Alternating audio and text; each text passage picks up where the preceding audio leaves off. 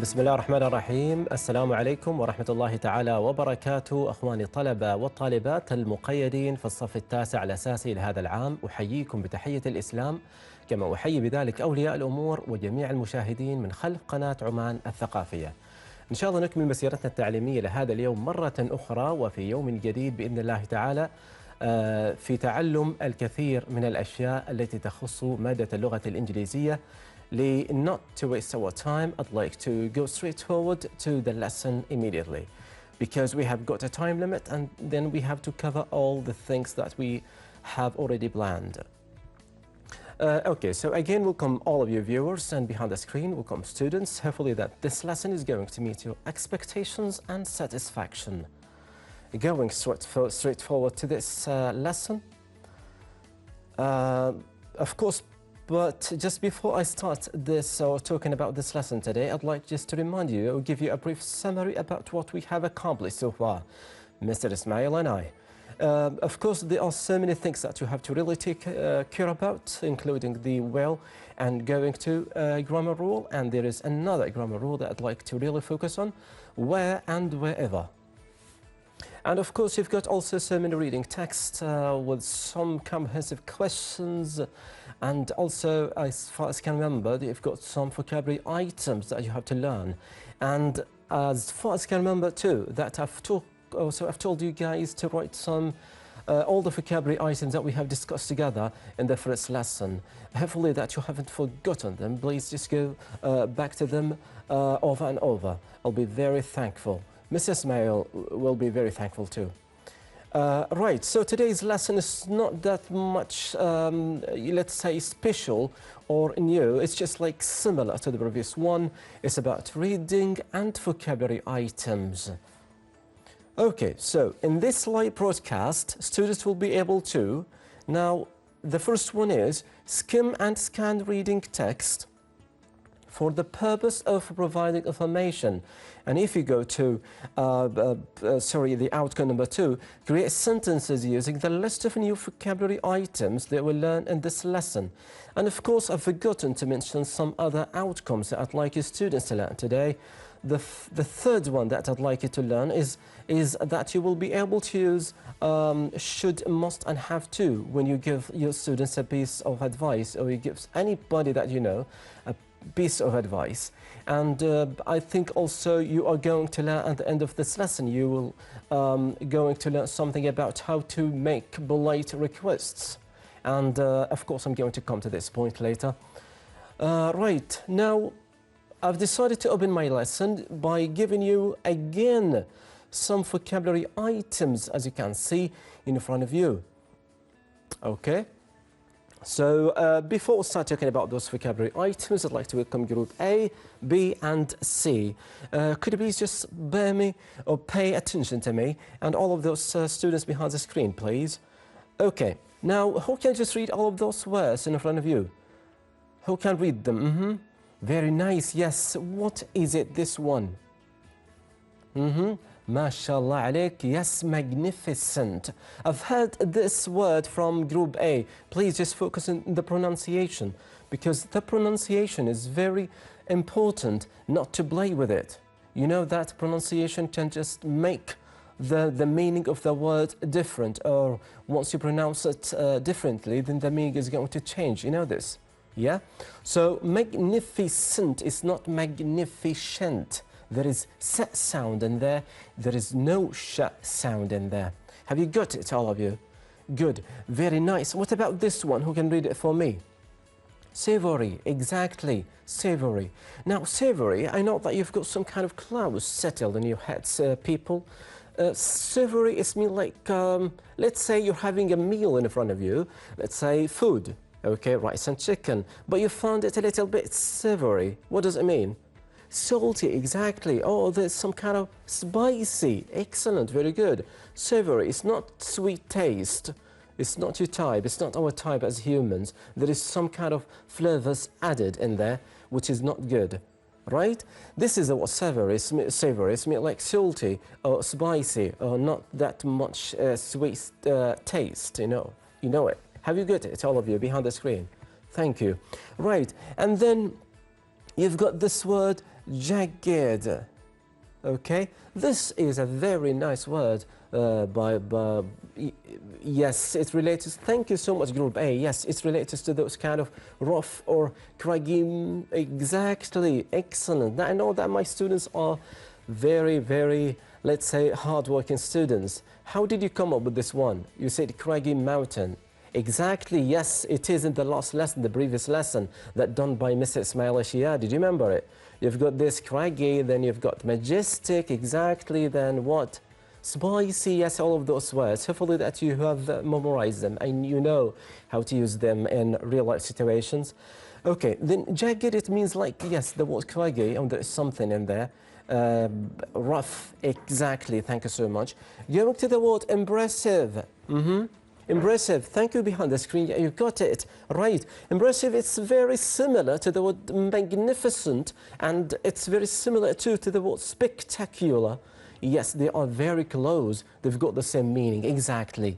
Yeah, there is this slight difference between them, but it's not that much obvious, okay. Then you've got this flavorsome. Flavorsome, thank you, yes, for pronouncing it correct. Flavorsome is like the word flavor, but there is this some added in there, has got the same meaning also. Flavorsome is like, let's say this juice has got a wonderful mix of this taste, the other taste, and the other taste. So many tastes in one bowl. We say like flavorsome has got so many tastes, flavor, exactly. Right, so I feel like you have known all of those words now. Did you write any kind of notes back home? People, I can see you. Did you do it? Exactly, very good. Are you ready to compete each other? Okay, let's focus on those now, sentences. What I'd like you to do is to use all of those words that are in front of you in order to what? To complete this task. And I will be very happy if you can just complete it correct. Let's find out. Let's go. Are you ready? Number one, let's go for group A. Yeah, who can just read it loud? What a castle. Look, what a castle. Okay, we should go there and take photos. Why did he say that? Exactly, because he found that castle very attractive, very amazing. So what do you think that we should write in the space? Who can tell me? Group, mashallah alaykum, excellent, well done all of you. So proud of you. What a magnificent castle, teacher. That is correct. You can just say magnificent in there. Very good. I'm not going to write it all because you have already know it. It's in front of you. Magnificent. Any other words can we use? Because magnificent, as we've said that magnificent is similar, have got those three words. You have three words here in this, let's say this page, have got the same meaning or very similar to each other. Do you remember them? Exactly, magnificent, and there is this one, impressive. Listen, we don't say imb, we say imp. There is an air comes out of a mouth. Impressive. We don't say impressive. It's not correct, okay? Impressive, like the word pure, there is air comes out of your mouth. Right, so you said magnificent, impressive, spectacular have got the same meaning, exactly. So here you can use magnificent, and then also you can use impressive. Okay, I'm going to say something about this, but thank you so much for showing this word up to me. I'm going to write it for the time being, but just pay attention to this later. And then you've got this one, spectacular, exactly. Very nice. So what a magnificent castle. We should go there and take photos. Excellent. Now let's go to the second sentence. Now, I'd like you to focus on this one, please. We will come to it right now. Who can just read sentence number 2? Behind the screen. Well done. Thank you. What an... Sorry, there is something missing here. See? Castle. We should go there and take photos. As you can see, I have repeated the same sentence again. Why did you do that? Because, as I've told you, that these three words have got the same meaning or very similar to each other. Do you remember this one? So magnificent cannot be used here. This one cannot be used here. And spectacular cannot be used here, although they have got the same meaning. Who can tell me why so that I can give him a clap? Well done. Thank you so much, Group A. Excellent. Teacher, have a look. You are trying to tricky us. Yes, I am. You've got this an in front of you. And we said, when can we use an? Thank you. Yes, when it is what? Followed by a vowel. Like what? Let me change the color of this. Let's say I. Exactly. E. Very good. You. O. ممتازين ما شاء الله. And A. Exactly.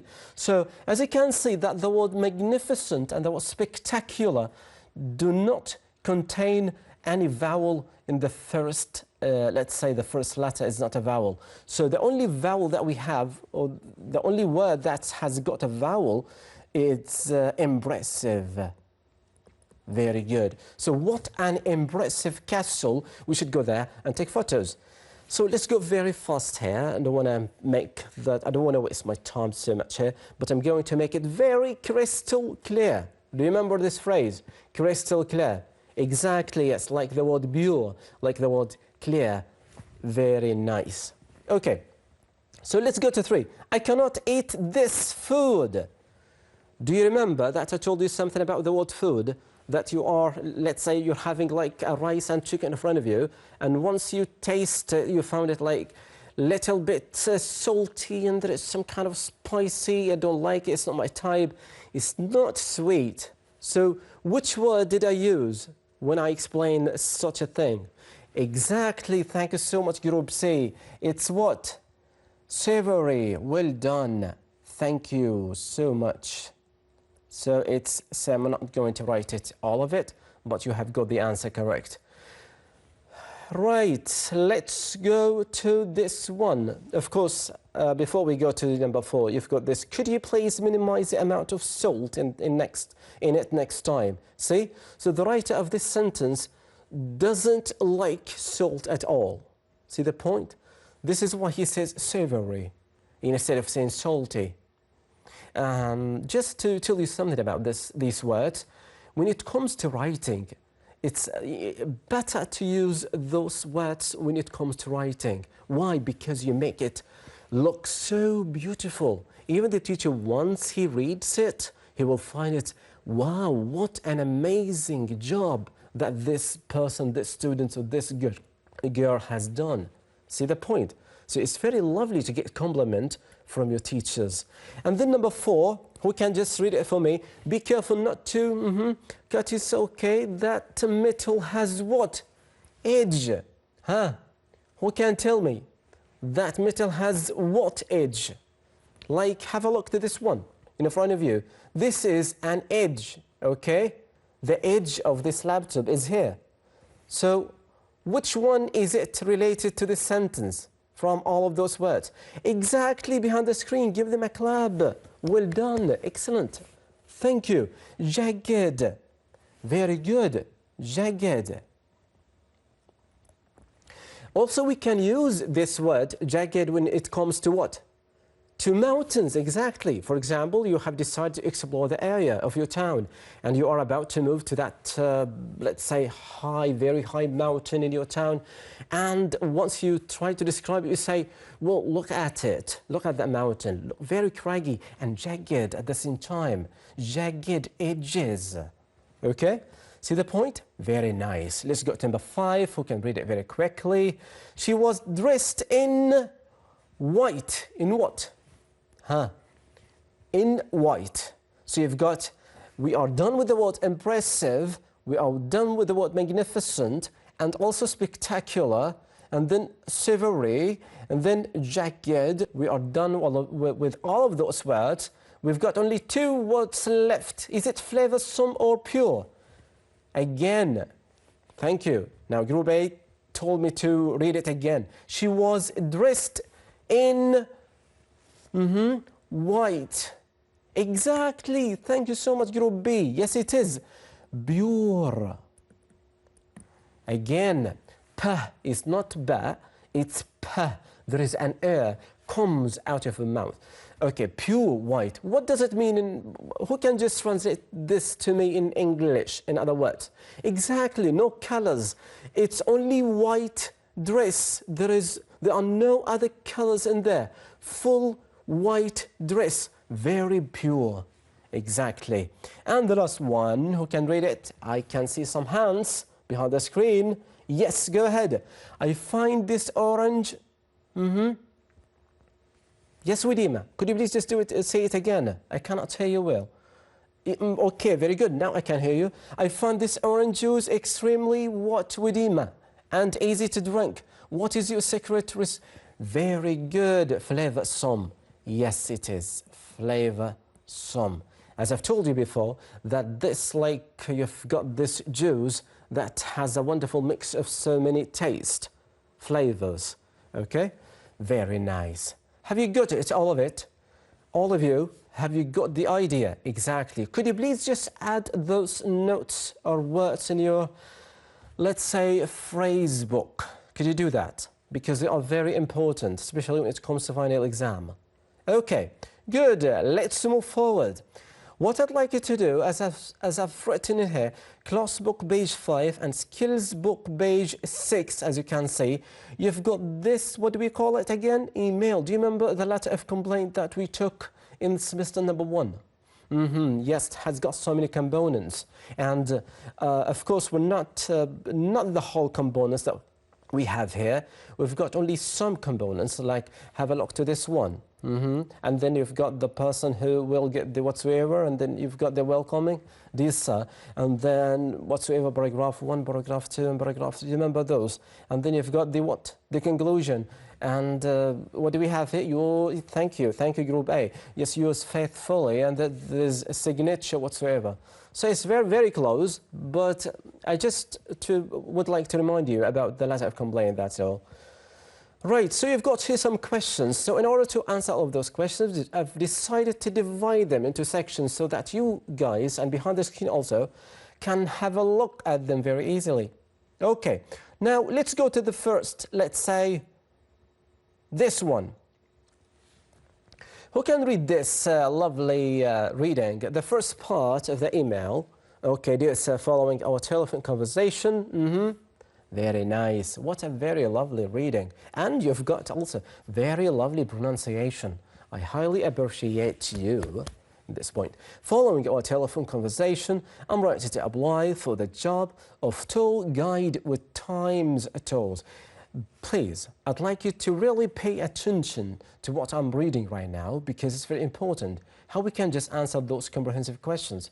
You have to really know and understand what is really going on in this text. Am I right? Yes, all of you. Thank you. So I would like to work as a tour guide because I'm interested in meeting people from different countries and showing them around Oman. I live in Nazwa and know a lot about the interior of Oman. Once I was old enough during my school holidays, I helped the local hotel by taking small people around. Very good, the souk in Nazwa. I really enjoyed telling people about the history and culture of our country. Well done. Have you got the idea? Thank you so much. Now let's see what you really have understood from this text or this paragraph. Now, as you can see, those questions are not in order, so I'm going to simplify it for you guys. And let's say, yes, we are going to go to this. Let's say this is question number 1. When did Talib write the letter? Very obvious. Thank you, all of you. Correct. Yes, 17th of July, 2005 or 2005. That is correct. Brilliant. Right, and let me choose something else. Should we go to the first question? No. The second one, how does Talib... Okay, this one is good. This is very simple too. Should we just go straight forward to it? Okay, who can answer it from behind, let's say behind the screen? Who can just give me the answer of this one? How does Talib start the letter? Excellent, thank you so much. It seems that you have already opened your class book and skills book. That is very brilliant move. Yes, it is. How did he start? Dear sir. Very good. Welcoming. You cannot write a letter without welcoming people. You cannot say, hello, I need this one. No, you have to say like, dear, hello, how are you? How's your family? I'd like to have that one. See the point? There is a big difference between both contexts. Am I right? Yeah, that is so good. Then going to number, let's say, which one is easier? Who can choose, huh? Who can choose one of those questions? Is it one or two? What does Talib want to be? Well, let's go to this one. This one is better than the other one, because the answer of this one, question number one, it is in the middle, to be honest. Am I right? Yeah. We're going to come back to it. So what does Talib want to be? Huh? Have a look. Exactly. Excellent. I cannot see myself. Who can just come on to the stage and show me? Yes, have it. Very good. Yes, you can. The screen, everyone sees you. Come. Very good. See, thank you so much. Let's say, what's your name again? Salim. Yes, thank you. I would like to work as a tour guide. Very good. So this is what Talib wants to be. What does Talib want to be? He wants to be a tour guide. That is correct. Very lovely. Okay, and going to the last one, as I've told you, this one is going to be number 4. Okay, now I'd like you to focus. What experience does Talib have? He has got experience. What does it mean, teacher? Well, it means very simple. That, let's say, once upon a time, in his age, he has, let's say, he did something. He has got some kind of experience because of that lovely incident in the past. Waiting. Just read it. Once. Excellent. Thank you so much, Group A. Well done. Give them a clap. Very good. Where did you find it? It's in line number 1, 2, 3. Yes, it is. For once I was old enough during my school holiday. Have a look. Now he's talking about something in the past. My school holidays. I helped the local hotel by taking small groups of people around the souk in Nizwa. See, this is one of the great experiences that Talib had in the past. Am I right? Excellent. Very lovely answer. Thank you. Any kind of questions regarding this one? Moving forward? Okay. Now the other part of the email, you've got this question in front of you. Number 2, which language is he learning from tourists? This is very direct questions I'd like you to really focus on. Now you've got it. Can you have a look at this lovely reading text? Apart, of course, from this email.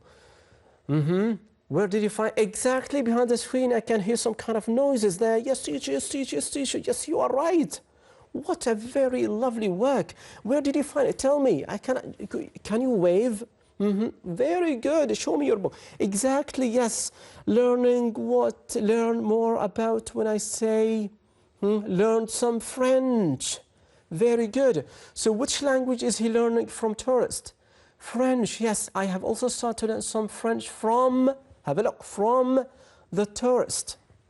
Really matches the sentence. Am I right? Exactly. Never forget what I've told you in the first semester, that you have to look at the final part of the question, 2 words, and then you try to match these 2 words what in the email on the text in front of you, and once you find it, then you can just copy the answer from there till the follow step of that sentence. Rarely can you find the answer in the sentence, the next sentence. It happens sometimes, but not that much, okay? Never forget such rule. It's very practical. Okay, going to the last one. This one is very simple. I think you've got no problems dealing with this one. I have enclosed a copy of letter from the local. Okay, you have read it. Thank you. Who can read the question? Let's say Group C. How does Talib end the letter? Very good. Yes, it is. Yours faithfully. And there is very good again, Group A. Yes, there is what? Signature. And thank you. Brilliant, Group B. There is something Talib Talal, or the one who wrote this email. That is very, very lovely work. I think you've got no problem dealing with this one. Very nice. So any kind of questions have you got regarding this email or those questions or the vocabulary items you have already learned so far in this lesson? Should we move forward? Very good. Okay, are you excited to know what is coming next? Very nice. Let's go to this one. This one, I know that you have come across them, but it's very, very lovely to remind you to remind you again, you know, how to use those words. Now, who can read those words in front of you? I'm going to make it very, very simple. Should, must, and have to. Exactly. Now, very important. Look at should. Let me just change the color of this one. Should. Okay. What is it written here? Weaker. It means that very weak. When you say, for example, you should do that, but it doesn't mean that you have to do it. But you can do it. See the point? There is a possibility that you can do it. But you don't have to do it. You can choose either ways. Do it or not. Okay? When I say must, of course, yes, those words should, must, have to, they've got the same meaning. Okay? Don't ever complicate yourself. But they are, one of them is more powerful than the other one. This is the difference, the main difference between all of those three. Okay? So should, it's very weak. Comes, let's say, in the first stage. The second one, which is more powerful, stronger than the word should, must. When I say, for example, you must do that, it means that you have got some other choices, but limited ones. And the person who is talking to you is telling you that this is the best choice. Okay? See the point? Yes, this is very strong one. What about the strongest one among all of those three? Have to. Exactly. When I say have to, you have to do that. It means that you have got no other choices except do it, accept reality and do it without any kind of questions. You have to do it. For example, you are about to cross the road. I can just tell you, you have to look left and right before you cross the road. Am I right? We should use have to. Why? Because it's very important. If I say you should look right and you should look left before, it's correct. But this person doesn't give you that much, let's say, care. Okay? This is the difference. Have you got it? Thank you. Now have a look to those examples in front of you. I've provided you with some pictures from your skills book, as you can see. 1, 3, and 5 is in these 3 pictures. Very simple. And I've written some lovely sentences about them. If you go, for example, to picture number 1, you mustn't drop a letter on the ground. Now, there is something that I'd like to really mention in my lesson, and I'd like all of you people to really pay attention to this one. Have a look to this one. I'm going to use a different color. Can I just do that, students? Thank you. I don't want to use blue. Let's say green. Okay. Now have a look to this one. Letter. Now listen to my pronunciation. And this one. Letter. You've got a letter and letter. What is the difference between both? Who can tell me? Wow, amazing. I thought that you guys do not know the answer. You are so brilliant. I cannot describe my happiness today again for the 2nd time this semester. Very lovely. Yes, what is the difference again? Letter, yes, very similar to the word trash. Yes, trash, rubbish, garbage. Wow, like dirt. You've got some dirt on the table and you want to put them in the trash or the trash can. This is what we call it, letter. Have a look to this one. You mustn't, because we should be very clean, all of us. Am I right? You should be very clean at home. Your room should be very clean. No rubbish, no dirty, because every action that you do represents your what? Your personality. Am I right? Okay, so letter, it means what? Like the word garbage, like the word trash, like the word rubbish. That is correct. What about this one? Thank you so much behind the screen. Excellent. Very good. Again, I cannot describe my happiness. You are so amazing today. Let a teacher this one. Exactly. This is the letter in front of you. Have a look. This is letter, right? But when I say li, there is a difference between them. So what is the rule? Just bear to your mind, put this in your mind, that once you change the spelling of any word in English, it may affect the meaning of this word and also its pronunciation. Agree? Agree? Yes. Thank you. Look at number 3. I used myself as a teacher shouldn't. Have a look. This one is carry a heavy burden on his shoulder. Like this, let's say, what do we call it? Luggage. Okay? You shouldn't carry heavy luggage. Okay? You can do that if you are okay, but you shouldn't do that. See the point? And what about the last one? Number 5, you have to look at your right side and left side. Have a look. Again, this is the example that I'm talking about right here. You have to look. I cannot say you should, because we have to really care about the situations. It's not very simple. It's about life and death. Am I right? Yes, it is. So you say, you have to look at your right side and left side when you cross the road. It's very important. You cannot just cross the road immediately without looking, turning your head left and right. Okay? Very good. So you have to. Now, just something else I'd like to mention. Drop, carry, look at, all of those. What kind of tenses, let's say, are they V1 or V2 or V3? V1, it means present simple. V2, it means past simple. Okay. What about V3? Past participle, exactly. So is it present simple, past simple, or past participle?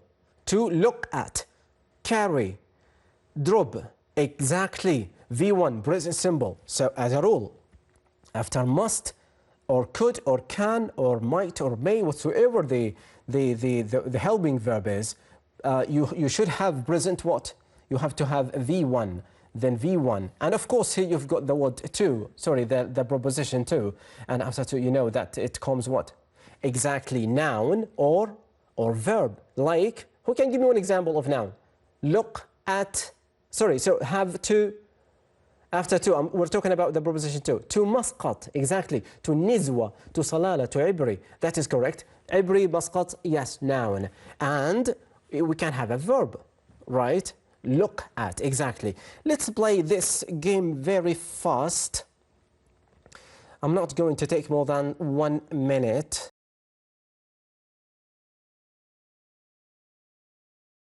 Okay. Hello. If it is possible. Okay, now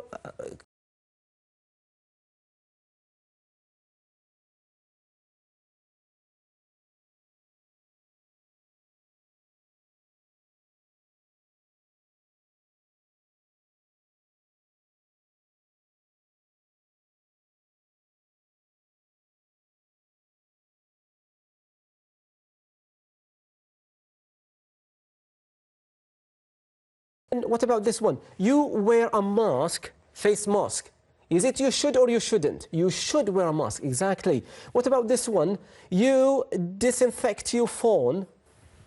Huh? You should, exactly. Very nice. What about this one, shaking hands? Can we shake hands? No, we can't. You shouldn't. What about touch your face?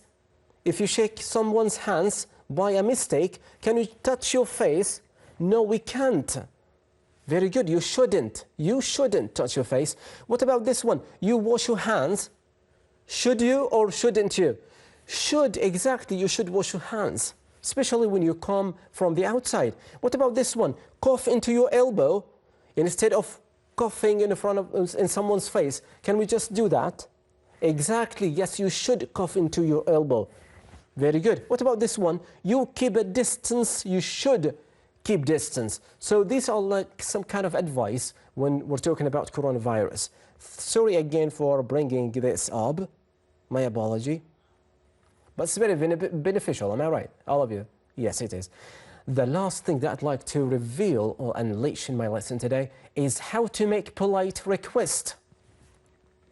This is very important. And I'm not talking about this lesson. I'm talking about once you go anywhere in this world, even here in the capital, even if you're talking about your little kid, even if you're talking to, let's say, an old man, whatsoever the person is in front of you, whatsoever the country is, you have to be very polite when you ask for something. I've heard so many people in my class, to be honest. This is like an example.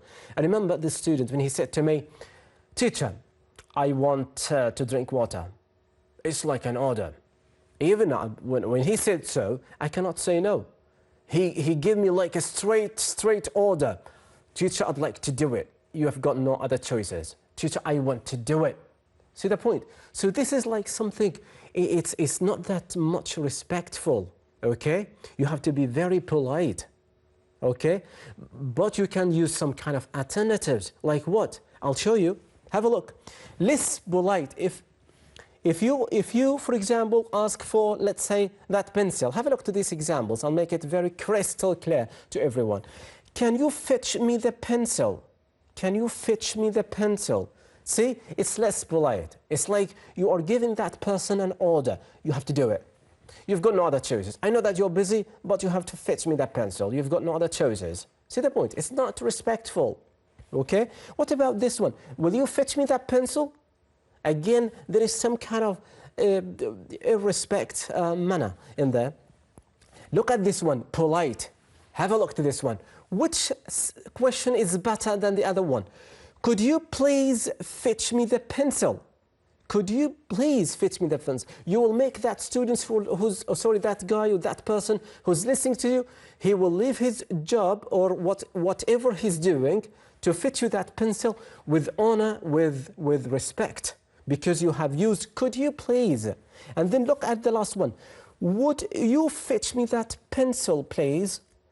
See the point? This is a very, very, very polite way to say it. So whenever you go, wherever whom you are talking to, please use this one and this one all the time. All the time. Even if you're talking to your little brother or sister. Okay? "Could you please? Would you fetch me that pencil, please?" Just bear in mind, very simple. Just once, let's say, minute, not more. The word "please" can just come in this area if you would like to, and at the end of the question too. Both are what? Correct. You've got no problems. Have you got it? Very good. I think that's all about our lesson for today. I'd like to thank you so much for your participation today, for this lovely lesson, and hopefully that you have learned a lot regarding vocabulary items, how to make polite requests, and how to give a piece of advice to anybody in front of you, or even if you are in any part of the world. I'd like to say thank you again. Wish you luck and all the best in the world. See you next week.